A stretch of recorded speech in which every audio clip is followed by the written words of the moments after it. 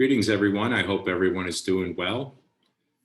This is Mr. Sharkey here, just checking in with you, and I would like to steal a few minutes of your time to debrief and share with you some important information regarding the upcoming New York State assessments for grades 3, 4, and 5. This video session is going out school-wide. I always think it's important for all PS42 families to always be in the know and understand what's happening in all grades. So if you're a grade pre-KK 1-2 family, it's fine that you're in the know as well.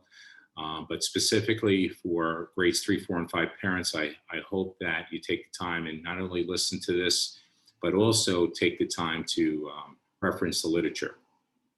So please allow me to walk you through some slides that I think are very important and that will help you have a better understanding and grasp on what will be taking place this spring.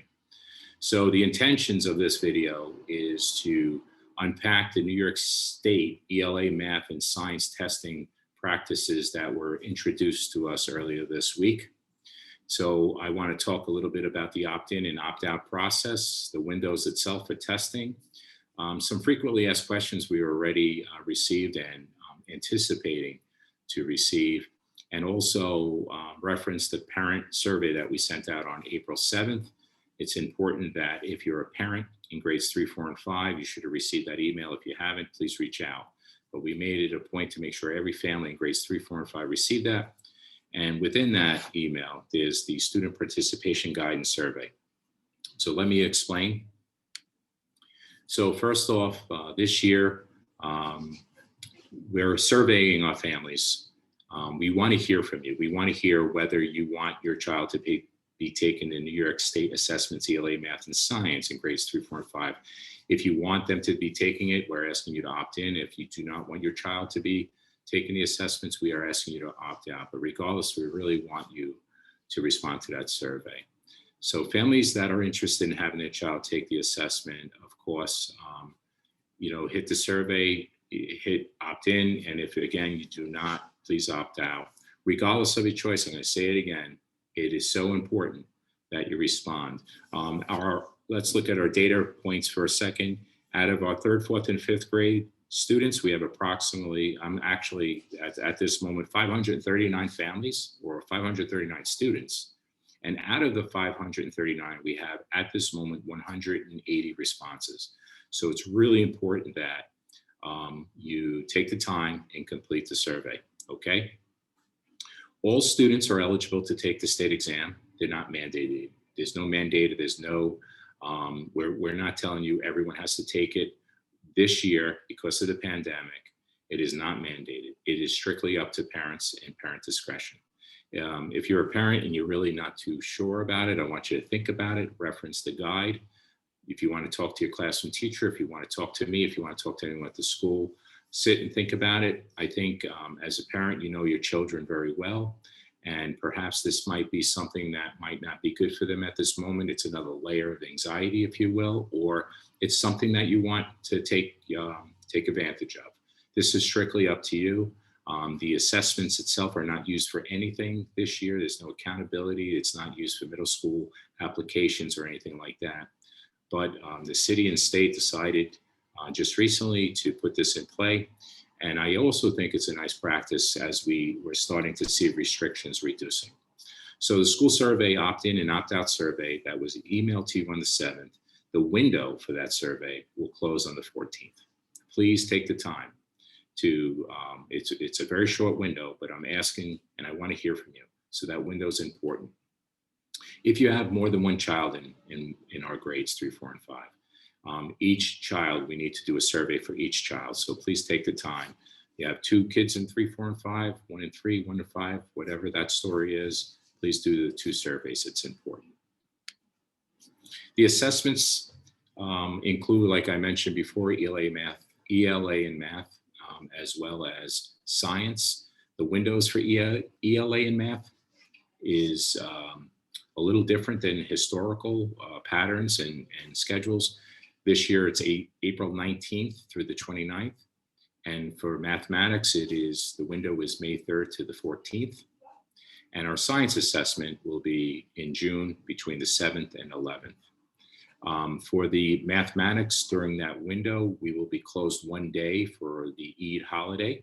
So on the 13th, school will not be in session.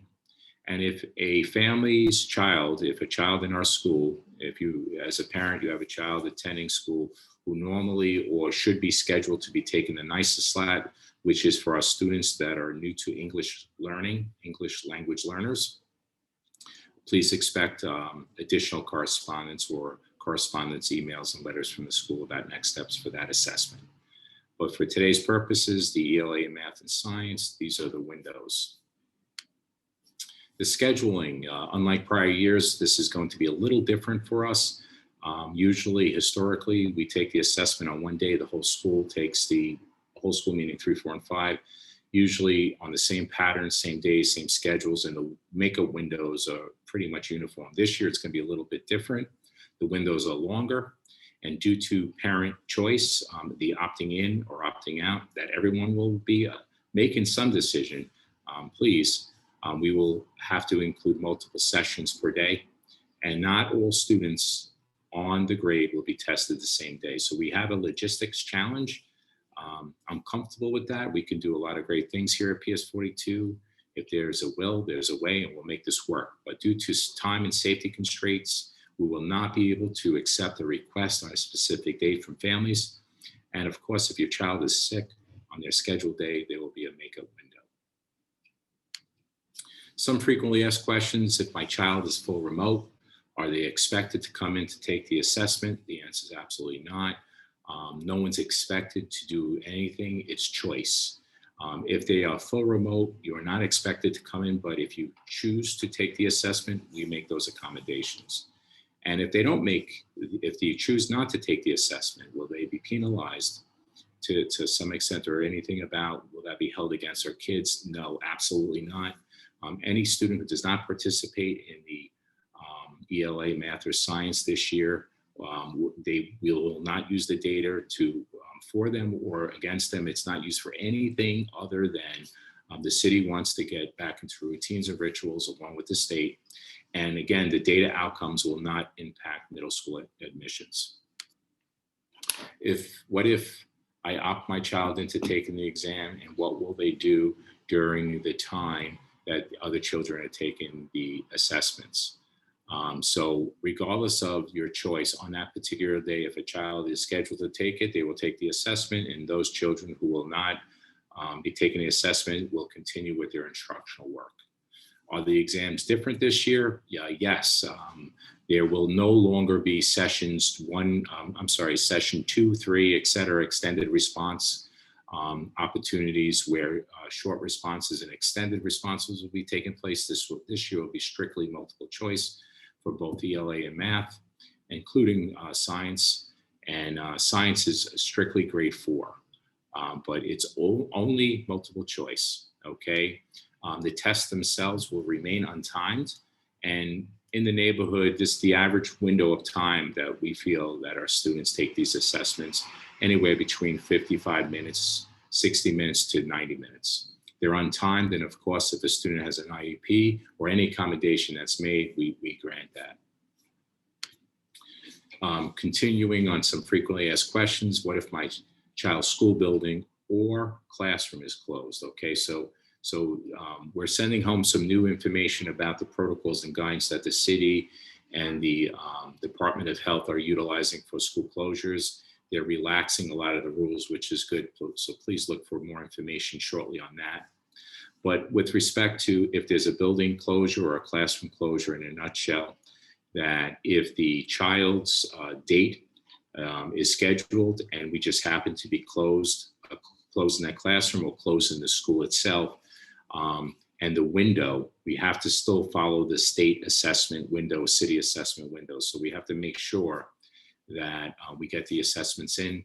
However, if the windows don't match, some classrooms in this case will not be able to take the assessment.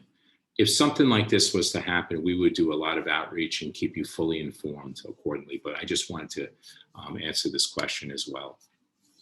In the survey, in the literature we sent out asking you to opt in or out, there is also reference to the link for the parent guide. It's pretty comprehensive. I'm going to ask you to please take the time and reference it, look at it if you have any questions, if you want to reference it. Again, that was in the April 7th email, and we placed the link itself on our school website. And last but not least, of course, you know where we are if you need us. Reach out to us at any given time. Due to the circumstances, sometimes the phone is not the best way. Shoot us an email. We get back to you immediately. And the email or the virtual general office is a great tool. It's going to be something we're going to keep around for a long time. I find a lot of our staff who has access to this, including administration, we're checking that over weekends and nights as well, because we want to get back to you as soon as possible. Once again, information during all of this is critical. So this is a decision, parents, I'm asking you to think about. I want you to make this decision, lead with your heart on this one. You know your kids, and please, once again, thank you for everything you do for us and having the confidence in us as we journey through this. Have a great day, everyone.